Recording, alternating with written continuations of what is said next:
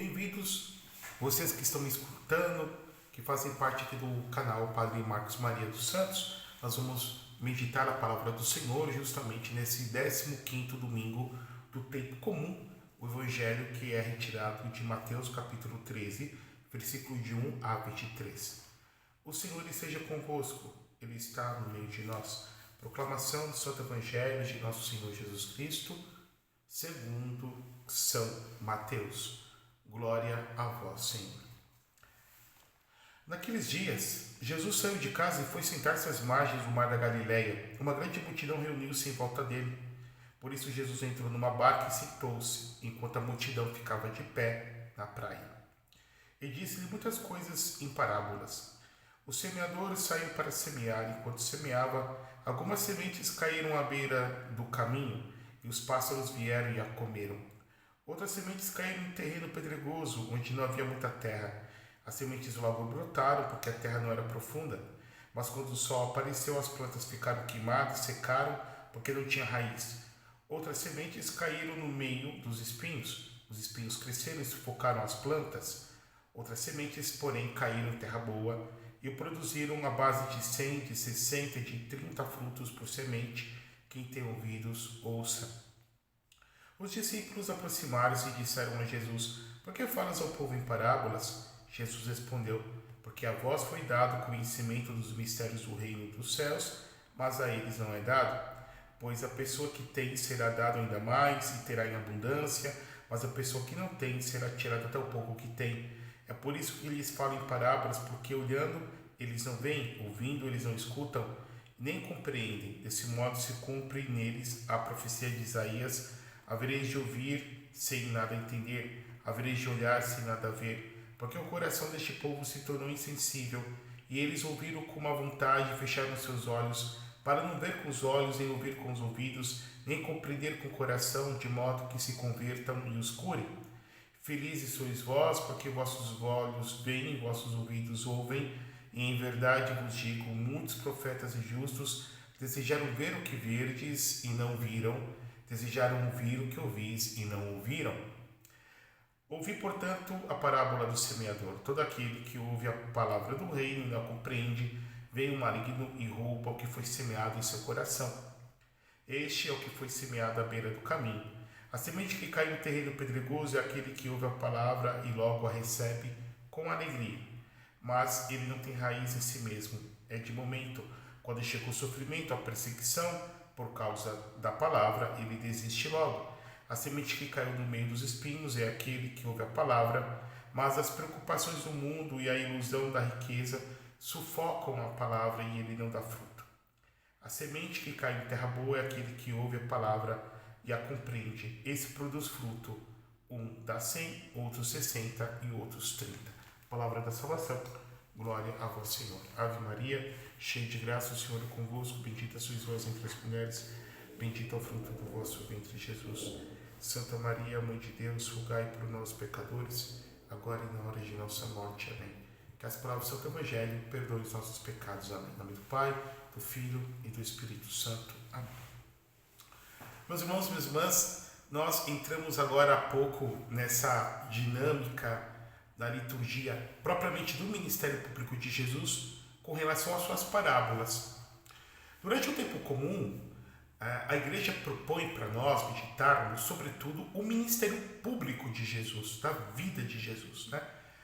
Praticamente a vida de Jesus é dividida em 3 grandes etapas, podemos dizer assim: aquilo que é chamado a sua santa infância, os anos que ele viveu em Nazaré trabalhando como carpinteiro, a princípio com José e Nossa Senhora, depois temos a morte de São José e só com a Virgem Maria, chamada também a vida oculta de Jesus, os anos que ele viveu em Nazaré, principalmente com Nossa Senhora, com a Virgem Maria, também com São José no primeiro momento, como agora há pouco havia explicado, ou seja, aquilo que era a vida no escondimento do Senhor. E depois, a partir dos seus 30 anos, como nós temos isso relatado em Lucas, a partir do capítulo 3, 4, o ministério público de Jesus, que começa ao redor dos seus 30 anos de idade. Esse ministério público de Jesus que podemos dizer que vai ser a concatenização de toda a sua vida, porque durante esses 3 anos ele vai pregar a palavra de Deus, ele vai pregar o reino de Deus, principalmente o que é chamado de reino de Deus em Lucas, Basileia Tuteu, e já em Mateus é falado então do reino dos céus, mas o sentido é o mesmo, em que ele vai formar um grupo dos seus discípulos, e a partir desses discípulos vai sair, vai chamar os seus apóstolos, em que ele vai realizar milagres, vai pregar, vai ensinar, vai doutrinar o povo, para que ao fim da sua vida, ao cabo da sua vida, do seu 3º ano de ministério público, ele vai vivenciar o mistério pascal da sua paixão, morte e ressurreição para a nossa salvação, para a salvação das nossas almas. E ao cabo disso tudo, Jesus ressuscitando dos mortos, Jesus sobe para o Pai e de lá envia o Espírito Santo. Pois bem, durante esse tempo comum, esse tempo litúrgico, nós vamos ficar concentrados, ou melhor, a igreja, sobre o ministério de Jesus, os seus milagres e a sua pregação. E agora há pouco nós escutamos Mateus, justamente escutamos a parábola do semeador. Jesus gastava um bom tempo do seu ministério ensinando o povo, pregando, ok? Ensinando para o povo quem é Deus, quem é o Pai e como o Pai nos ama.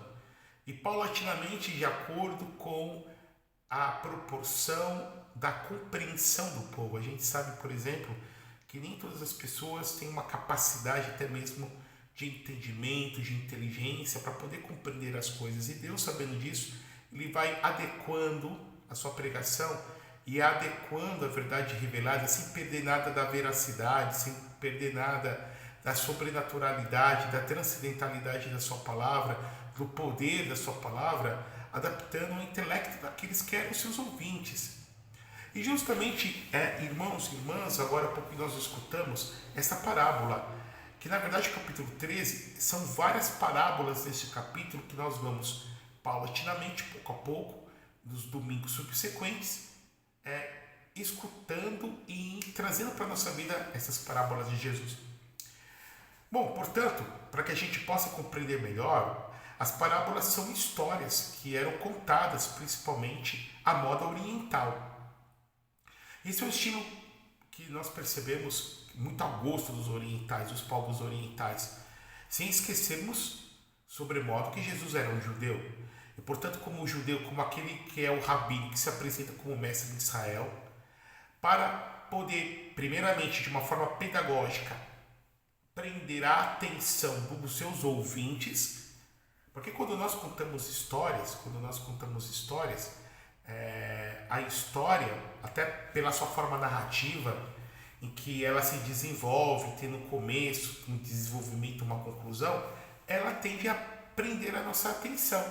Não é verdade, por exemplo, os antigos que tinham os contadores de histórias nas tradições orais, boa parte da humanidade, e principalmente os povos ágrafos, por exemplo, os povos que não tinham escrita, eles mantinham a sua cultura a partir de canções, a partir de histórias que eram contadas pelos anciãos, pelos sábios do povo, da sua tribo, de geração em geração, histórias, seja de teor histórico, seja de teor mítico ou alguma coisa misturada, para poder ensinar aqueles que o escutavam, a fim de tirar um fundo moral dessa história.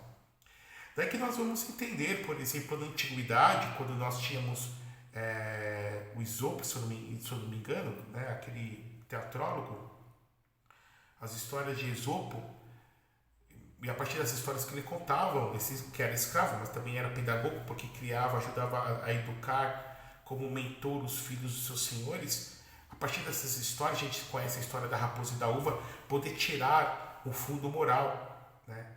Os antigos tinham disso, justamente a sua tradição oral, seja de histórias cotidianas, seja de histórias que tinham todo um viés místico, por exemplo, Homero, seja o Hesíodo também, com relação à mitologia grega, etc.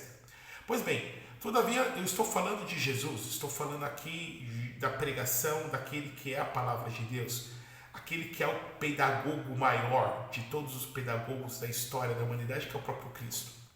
E ele usa essa dinâmica das parábolas, ele usa a dinâmica dessas histórias em que prende a atenção dos seus ouvintes e faz com que eles tentem penetrar no sentido dessas parábolas. Uma coisa muito curiosa é que o padre abre um adendo com relação a essas parábolas, porque no capítulo 13 nós vamos ter uma sequência de parábolas que, como eu havia explicado minutos atrás, vão ser explicadas, vão ser pregadas por Jesus e vão ser pregadas na igreja, na sua liturgia. Então temos a palavra do semeador, que é essa que agora há pouco nós escutamos, a do joio e do trigo, o grão de mostarda e o fermento, o tesouro e as pérolas, e também da pesca, da parábola da rede e da pesca. Portanto, nós temos uma sequência de 5 parábolas nesse capítulo, que vai ter uma conclusão como chave de ouro com relação a essa pregação de Jesus. Pois bem, meus irmãos e minhas irmãs, há um autor protestante alemão chamado J. Jeremias, um grande exegeta, em que ele descobriu uma coisa que é muito interessante. Eles fizeram uma experiência de pegar, por exemplo, as parábolas de Jesus que foram escritas em língua grega. Então, o evangelho que nós agora há pouco escutamos, que eu li para vocês, está em tradução portuguesa, mas originariamente os evangelhos foram escritos em grego, ok? Em grego koiné. Alguns estudiosos vêm defender que Mateus foi escrito em aramaico, que era a língua de Cristo. Todavia, não há um consenso. Ora, o estudioso levanta uma lebre e derruba a tese do estudioso anterior. Mas o J. de Jeremias ele fez um exercício muito interessante. Ele, pegando o texto em grego, ele reverteu o texto em grego para o aramaico do século I, que era o aramaico falado por Jesus. Por Jesus e pelos seus contemporâneos na Palestina do século I, da era cristã.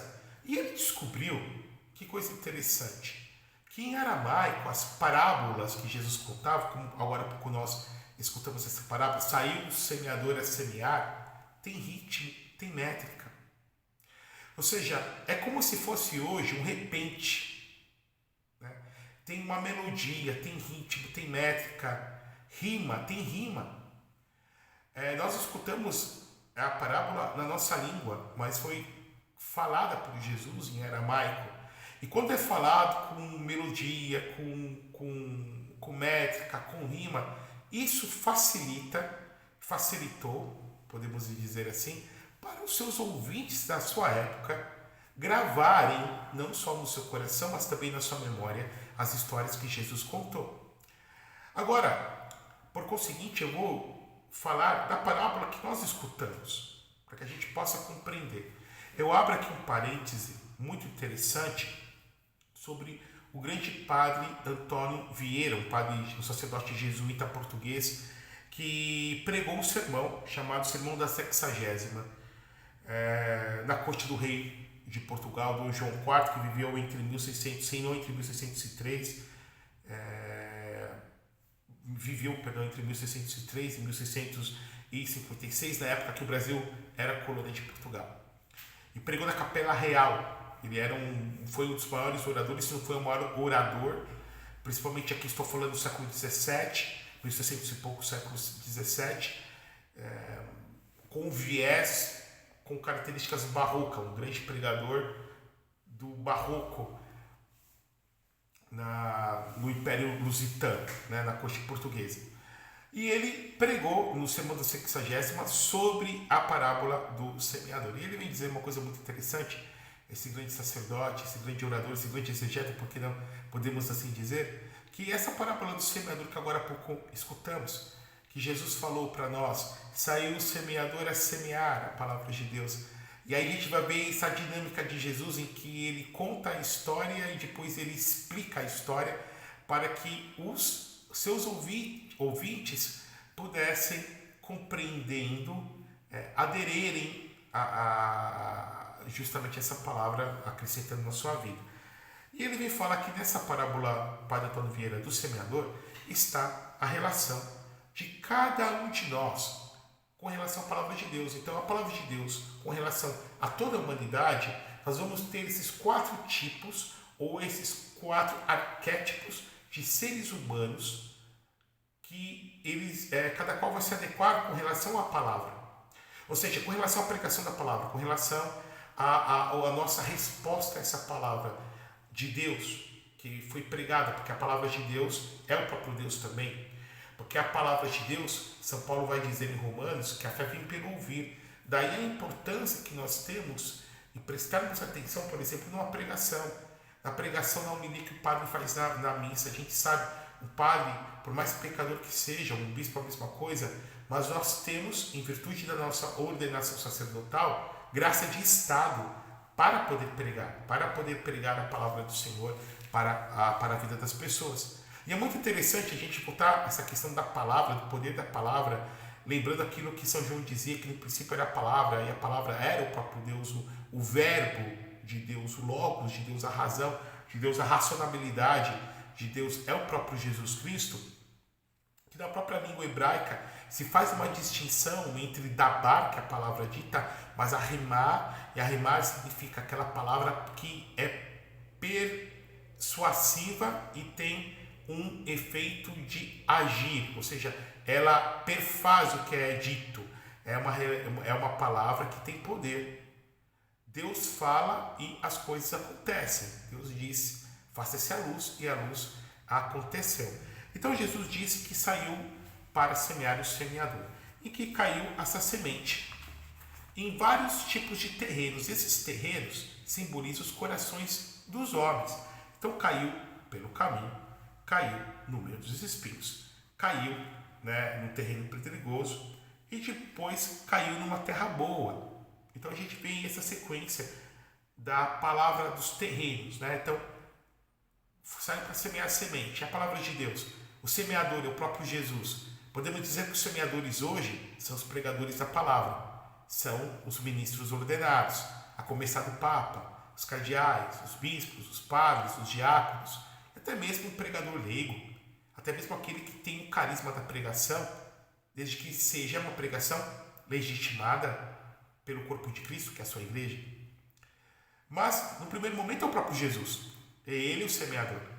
E esses terrenos são os nossos corações. E o próprio Jesus, na parábola, no fim da parábola, ele vai explicar. Então, quando ele diz que primeiro jogou no terreno, na beira do caminho, e aí vieram os pássaros e comeram as sementes, ele vem dizer que é aquela pessoa, Jesus vem dizer para nós, que escutando a palavra, mas não a compreendendo, porque a palavra de Deus, ela se torna, tem esse poder de perfazer na minha vida quando eu a compreendo, quando eu escutando essa palavra e o Espírito Santo ilumina a minha inteligência no meu coração e eu compreendo, ela se torna alimento, se torna pão vivo descendo do céu para mim. E tem muitas pessoas que não compreendem a leitura da palavra de Deus, não compreendem uma pregação, ou o padre prega uma coisa, a pessoa interpreta totalmente errado, totalmente de uma forma equivocada, diametralmente oposto àquilo que foi pregado. Então o demônio, que é o pai da mentira, acaba roubando essa palavra dessa pessoa que escutou, desse ouvinte que escutou a palavra do Senhor. Devemos ter muito atentos, estar muito atentos, principalmente numa homilia, de pedirmos ao Espírito Santo, seja nós padres para que o Espírito nos ilumine, mas sejam vocês que me escutam leigo, para que nós sejamos iluminados pelo Senhor e que vocês também sejam iluminados e os ouvidos abertos para escutar essa palavra. Jesus vem dizer que depois algumas sementes elas acabaram caindo em terreno pedregoso. E aí, nesse terreno, porque é pedregoso, não tinha como ter raízes. São as pessoas que escutando a palavra de Deus, mas quando vem o dia a dia, elas se alegram no primeiro momento de uma forma bem efusiva, escutando a palavra de Deus. Aquela pessoa que escuta, ela escuta sobre o amor de Deus, sobre o Senhor, tem fome de escutar as coisas do Senhor, mas ela não é perseverante. São pessoas que elas são, como a gente fala na nossa língua, de lua. São pessoas bipolares com relação à resposta que elas dão para o Senhor. São pessoas que têm essa sinuosidade de comportamento, ora tão bem, ora tão mal. Então não tem raízes, não tendo raízes não perseveram. Porque a fé é decisão. A fé é decisão, a fé não é sentimento, o sentimento passa. E são pessoas que quando vêm as grandes dificuldades da vida, vêm as cruzes, vêm os reveses, e Jesus vem dizer, principalmente as perseguições, se acovardam.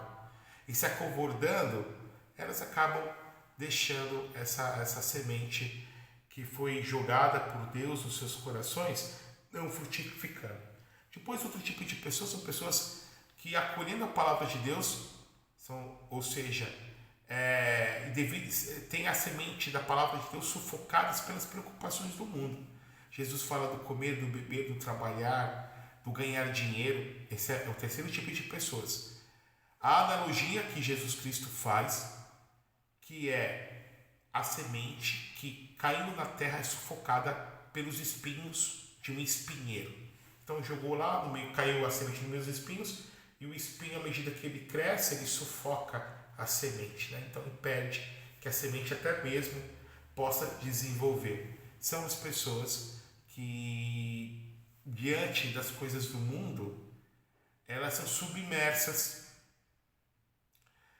Ou seja, aquela pessoa que não tem tempo para nada, né? Vamos falar assim de uma forma bem clara, né? Não tem tempo para rezar, não tem tempo para ler a palavra do Senhor, não tem tempo para ir numa missa, sempre estão justificando-se, sempre. Foi sufocada a semente dentro do seu coração. E a gente sabe que questão de prioridade, ter tempo ou não ter tempo, é questão de prioridade na nossa vida. E a prioridade se faz diante de duas realidades. Primeiro é do amor. Quanto mais eu amo, mais tempo tem para a pessoa é amada. E depois a necessidade. Se eu tenho necessidade de fazer alguma coisa, eu vou fazer essa alguma coisa. Então Jesus falou de pessoas que mal entendem a palavra, essa palavra não rende frutos na sua vida. São as sementes que foram roubadas, caíram no meio do caminho, e a palavra que acabou sendo roubada pelos demônios, ok? E o demônio tenta principalmente na questão das sugestões no campo da imaginação, no campo mental. As pessoas que acolheram a palavra, mas diante de uma perseguição, acabaram, podemos dizer assim, não tendo raízes, suporte e perseverando para continuar na caminhada. São as pessoas, as sementes que caíram em terreno pedregoso. E por fim, as sementes que caíram no meio do espinheiro, que são as pessoas que não têm tempo para nada, são as pessoas que ficaram submergidas diante da realidade, da loucura desse século, desse mundo, e acabaram sufocando a palavra de Deus no seu coração. Só que há um quarto tipo de pessoas, que essas sim são pessoas que nós devemos almejar ser, que são as sementes que caíram em terra boa, em terra fofa. E mesmo essas pessoas que responderam e acolheram a palavra do Senhor, elas não frutificam igualmente. Daí que Jesus dá uma gradação escalonada de frutificação. Então, pessoas que deram 30 por 1, 60 por 1, 100 por 1. Queridos irmãos e irmãs, que possamos ser essas pessoas que frutifiquem, essas pessoas que acolham a palavra de Deus, tá? Para o seu coração. Há uma autora, uma teóloga norte-americana, chamada Anne Karen Armstrong. E ela é uma estudiosa, essa Karen Armstrong, das religiões comparadas, né? Ela tem um livro chamado História de Deus, se não me engano. E ela faz essa comparação principalmente das religiões cristãs. Então ela divide todo o cristianismo, eu sei que tem padres me escutando, em três grandes ramos, três grandes troncos. O catolicismo romano, que é o nosso, a ortodoxia grega bizantina, os orientais, e os protestantes, né?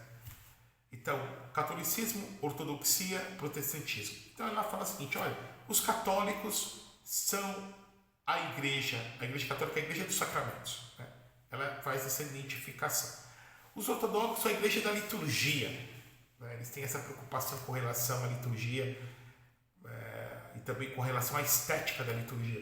E os protestantes, a Igreja da Palavra, porque eles só têm a Escritura, né? Não tem a liturgia como nós temos, não tem os sacramentos, eles vão dar uma outra interpretação a partir de Lutero, chamando de ordenanças, né? Apenas a Santa Ceia, que não é a Eucaristia que nós celebramos, e o batismo, mas mesmo assim não se entende como o sacramento ex opere operato, como nós católicos entendemos. Só que, aqui eu abro um parênteses, se nós somos a Igreja dos Sacramentos, nós também devemos ser a Igreja da Palavra.